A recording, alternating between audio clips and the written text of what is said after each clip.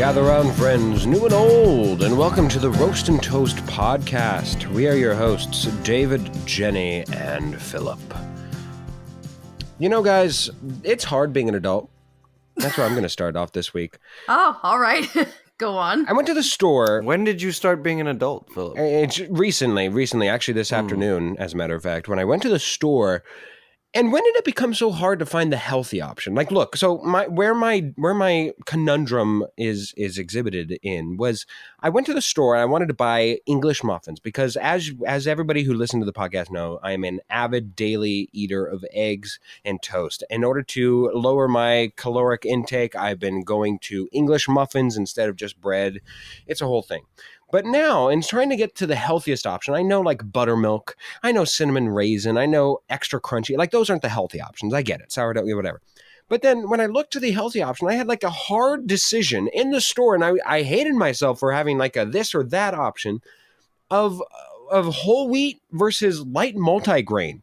And I was like, wait, I know that this is healthy, but this is supposed to be healthy too. But it was two very different options. And I was conflicted, guys. I was like, what? I'm having an existential debate and crisis in the middle of the store trying to decide which one is like the healthiest option. Because I don't care. At this point, I'm just going full in on healthy. And if I'm not going to even go that much further on health by deciding, whole wheat versus light multigrain, what's a guy to do? I'm just trying to get healthy. That's all I'm trying to do. I respect that. It's very hard to do. That's been my dilemma this week. It's very hard to do. Very hard. Yeah. Jenny, what happened for you this week? Did you have any internal dilemmas that made you question your entire existence?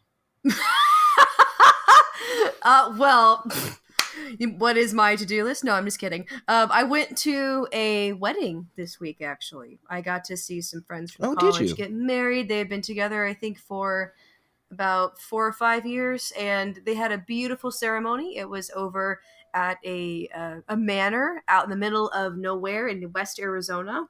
And it was so cute. They incorporated superhero tropes and sayings into their vows, and they had a beautiful reception area. It was all outdoors with maroon and candlelight, and we had Greek food, and it was lots of dancing. A great time. Lots of love. On the topic of the wedding, actually, I completely forgot that mocktails were a thing until this wedding, because for those who...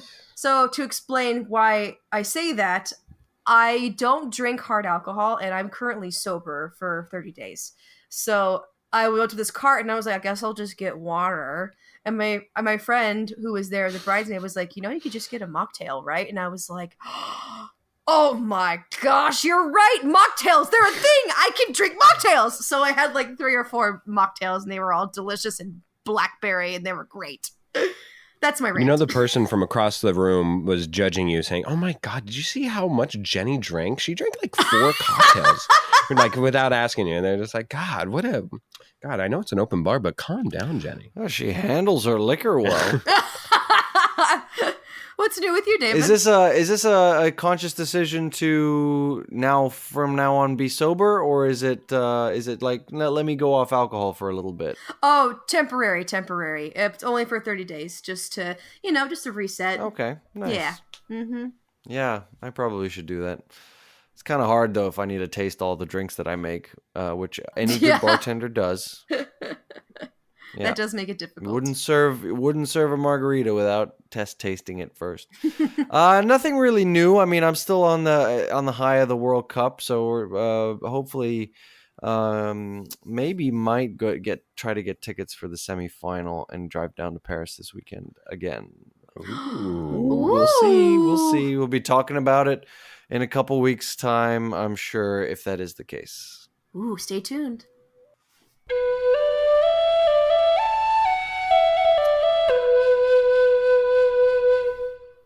This week's episode is brought to you by Details by Claire. Looking to streamline your busy schedule? Looking for a helping hand for life's endeavors? Details by Claire is here to help make your life easier. Visit www.detailsbyclaire.com to explore a wide range of services, including calendar management, website creation, and even voiceover work. Claire's attention to detail and dedication to her clients are unmatched. Don't let the game of life overwhelm you.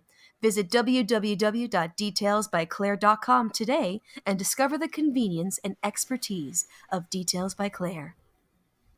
Well, we are arriving at a game this episode.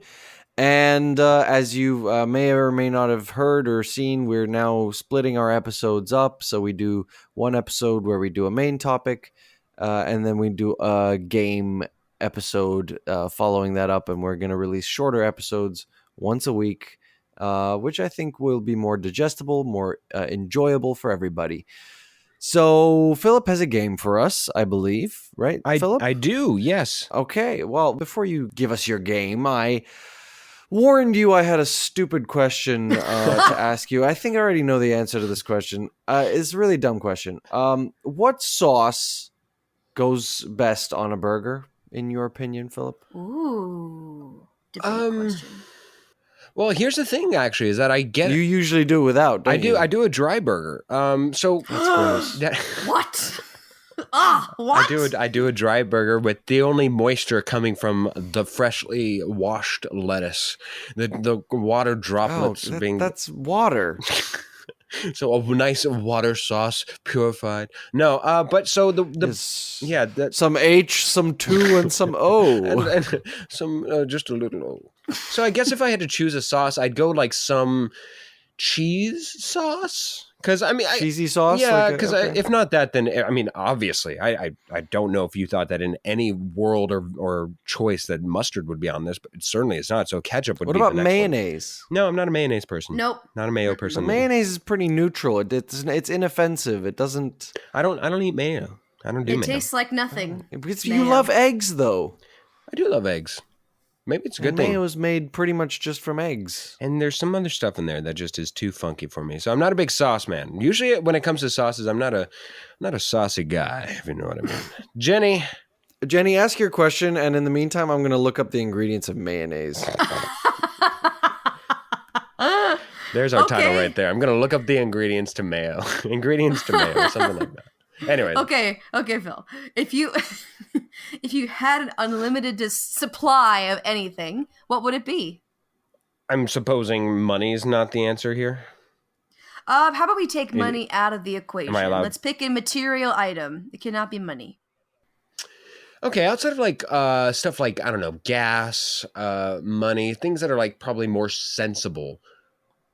I think I'd probably get the most enjoyment out of an unlimited supply of, realistically, it'd probably be eggs. Like, I think that no matter what, in what circumstance, you could just justify having eggs. Like, even if you're starving, even if you're not starving, like, you can just, it'd be weird. But if, like, say, for instance, I showed up to somebody's birthday party and I didn't bring a gift, or I was at a surprise function and I needed something to get, just popping out of my pocket are a couple of eggs. I'm a weird enough person that I can say, hey, I brought you some eggs because that's my gift to you. How many did you want? Did you want a dozen? I can finagle my way around that. So I'd go with eggs as the unlimited supply item. Either that or duct tape. I think duct tape is like the functional item I would probably choose. David, ingredients? So it's basically just eggs, oil, and either vinegar or lemon juice. I think it's the vinegar in that is probably what's tossing me. But it's just a tiny amount. I can't do it, buddy. I really can't do it. Nothing. I think you're being stupid. You very frequently are. All right. Philip, you have a game for us. What a segue. I have an incredibly genius game, the best game there ever's been. So we are recording this episode near the end of October, and as such, it is. Nobody makes games like I do. Nobody hates mayonnaise like I do. Nobody hated them as much. It is time we get a little spooky in a fun way. Just a mere 2 episodes ago, we learned that Jenny is afraid of bees. So I made a game that is respectful of that and has everything to do about bees. Or at least the sound. I'm going to give you the description of something, and it will be your job to figure out what I am describing, with the only common denominator being that they all have something to do with a letter or sound of bee within the word that they are describing, okay? So the game is called To Be or... bees in my headphones, I might kill you the next time I see you. That's fair. I hadn't thought of that. Had I thought of that, I would have done that. So I'm glad for both of our sakes I was not that proactive. You bastard! The game is called To Be or To Be. And so here we go. Each and every answer, guys, I've got a ton of these. So what we will do is we will go to question number 5. And if nobody has won by 4 or more, we will continue going until somebody has a lead of 4+. Okay, guys. And if we reach the end of my ridiculous list, I do have a tiebreaker. Here we go. Name is your buzzer. All right. A competition where contestants are asked to spell words aloud. David. Spelling bee. David, you are correct. You are the first on the board. Jenny, here we go. A specific measure of academic performance, indicating the level of achievement in a course or subject. The average grade that Philip got in Spanish class. Jenny. David. We have Jenny first. What is B? A B? That is correct. I was the letter B or just B in general, but yes. Okay. Yes, Jenny gets that point as well. All right, next one. Urban Dictionary defines this term as, quote, a female who will not take any BS from anyone. A woman who is strong. David. Queen bee. Not quite what I was looking for, Jenny. Well, first I said my name first, and also that was what I was going to say, so I am stumped. All right, guys. The rest of it was gorgeous, smart, and funny. If this particular bee encounters someone who is talking slick out they mouth, she will put them in their place. We were looking for a badass bee or a boss ass bee in specifics to what we were looking for. Right. Nobody gets the point. I understand, David. I understand. Yeah. Next one. Featured as both a setting and job description in a recent blockbuster film, this bee is a sandy or pebbly shore by the ocean or other body of water, often a popular... David. A beach. Yes, a beach would be indeed the word we were looking for here. Beach.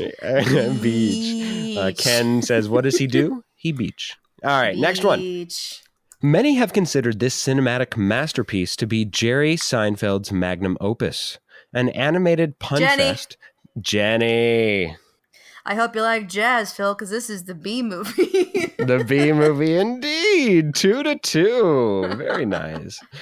That is an animated pun fest that is often sped up on YouTube whenever the prominent word of the film's title is said within the film. All right, next one. A form of vocal percussion involving mimicking drum set. David. What is beat boxing? Yes, indeed. 3-2. Jenny, I am disappointed in you as you have beatboxing skills. I was only 1 second behind David, sadly. Yes. Next one. Oh, yeah, I know. She's very good. She's very good. I was like, All right, next one. A demon or devil in various religious and mythological... David. Beast. No, actually. No. Jenny. What is Beelzebub? Yes, Jenny, that is exactly who I was looking for right there. 3-3. Woo! Next one. I'm right behind you. Yes, right there. A legendary British-Australian music group known for their disco hits. David. Oh, the Bee Gees? The Bee Gees, indeed, yes. I almost said Beatles before you said disco. Yes. 4-3, David leads this game. Next one. The hard, pointed structure on the face of birds and some other animals. David. Beak. Yes, I was like, is he going to finish it? But yes, a beak indeed. All right, we are at 5-3. David has a 2-point lead, needs 2 more ahead of Jenny to win. Here we go. We are looking for this diva's nickname specifically, as she is considered music... Jenny! Queen Bee, Beyonce. Yes, indeed. We were looking for Beyonce's nickname, Queen Bee. All right. Even though her husband promotes her to be half of a power couple, her hive of fans would put her on top with a halo as her crown. All right. Next one. Colloquially refers to a well-built, muscular, and attractive man. Often... David. Beef cake. Yes, indeed. We are at 6-4. David maintains his 2-point lead. Next one. The method of death to Nicolas Cage in The Wicker Man. The injury caused by Jennie. I don't know this. Death by bees. He gets trapped in a beehive cage thing, and they like put it's. Isn't that bees? Isn't It's that a just different bees. movie? No, it's The Wicker Man. We're looking for something more specific than that, Jennie. David, did you have a? You said what was your? I've never seen the movie.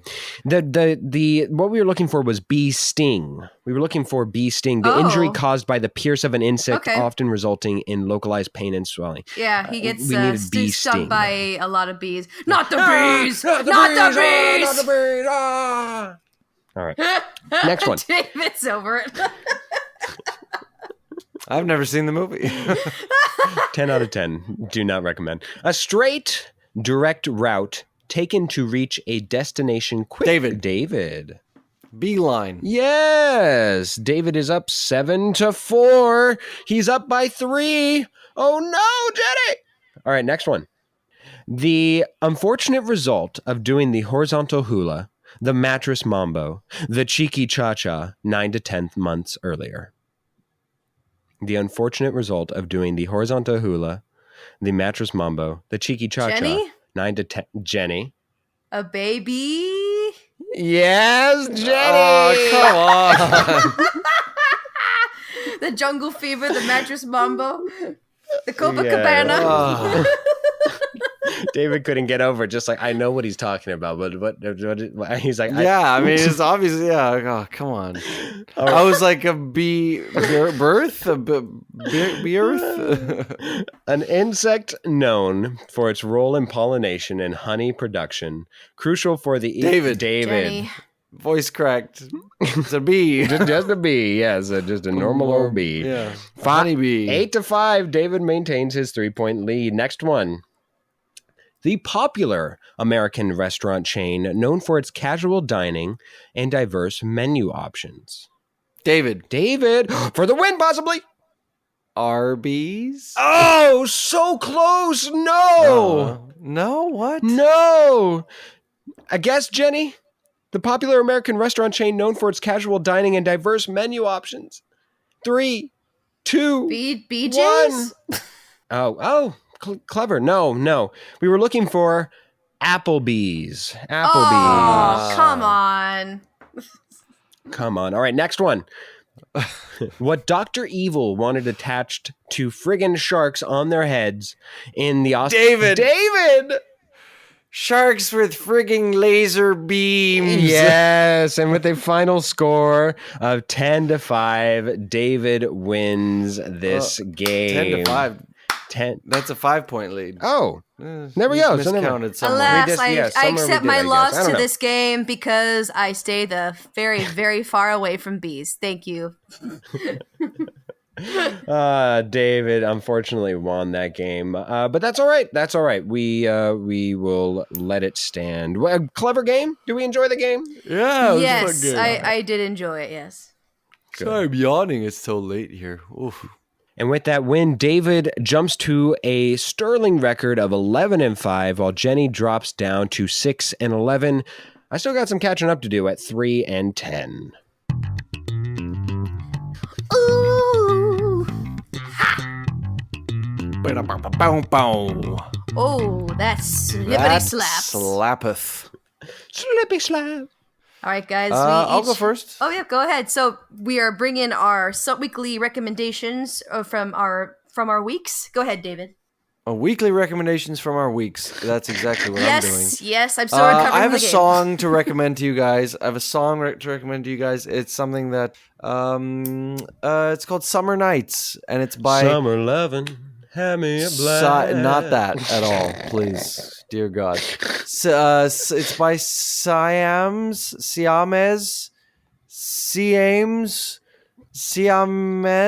Her name's Sia, David. Barbie Williams. Okay. So Siams, and Barbie Williams. Summer Nights. That slaps. I've got a song this week, too. I have got a classic song, one of many classics in this artist's collection. I went and saw the Tina Turner musical a few days ago, and I have been enjoying some good old Tina Turner songs.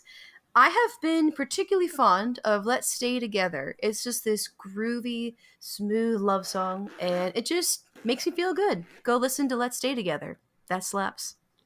If memory serves, I think that's the second Tina Turner song on that slaps. I could be wrong, though. Could be wrong.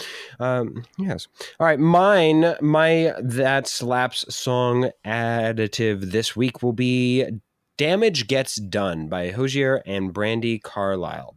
Been waiting forever for new Hozier and finally got to enjoy his new album, and it's delightful. However, I fully love this song. This song is the perfect mix of Hozier's, like, it's like a happy Hozier song, which is like a novelty, and then plus it's upbeat. It's got like a Eternal Sunshine of the Spotless Mind vibe to it. It's very positive. You want your hose to be happy. Yes, you do. Yes, you very happy much do. Hose, So happy life. That's what they say. Damage Gets Done, Hozier and Brandi Carlile.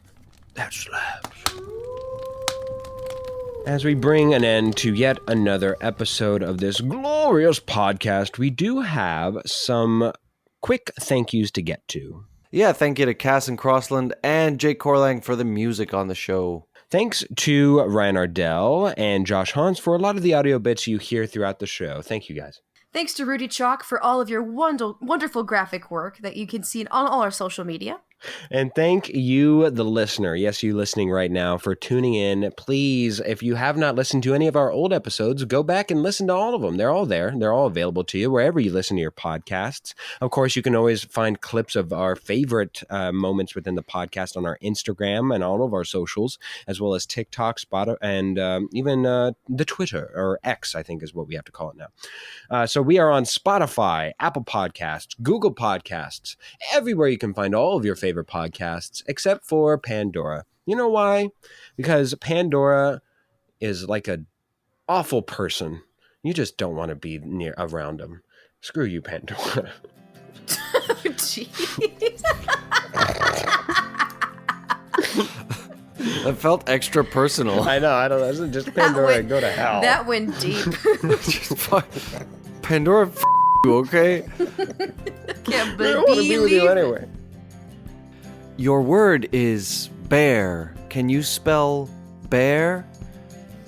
Yeah, it's got a E, an A, an R.